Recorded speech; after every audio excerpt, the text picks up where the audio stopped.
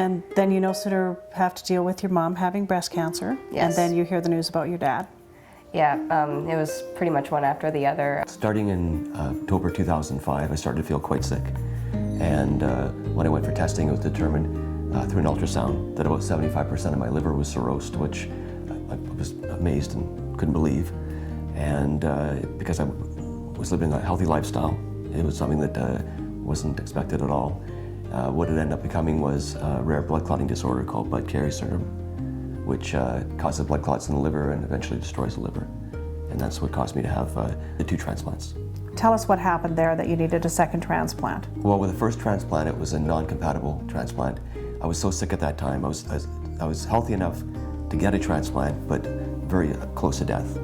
And so what happens in that situation is people are put on the national list, and whatever liver comes up that fits, and even if it's not compatible blood type-wise, which this one wasn't, that's what I received. It was to keep me alive.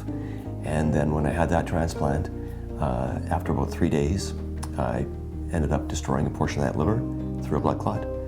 And then what happened from there was they just got me healthy enough to survive another transplant, and that one was a keeper. That was a proper match. Sign your healthcare card so that if something were to happen, I mean, God forbid, but if something were to happen, that you could save lives. And it does. You know, for all of it, Roxanne was 100% there. And I think this applies to the real heroes, besides all the medical staff and everybody involved, is definitely the support person. That role is so critical. If you're good at it. Yeah. And don't trip over the cords. Right. Yeah.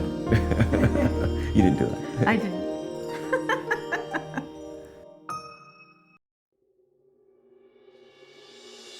For more information, visit www.organ-donation-works.org.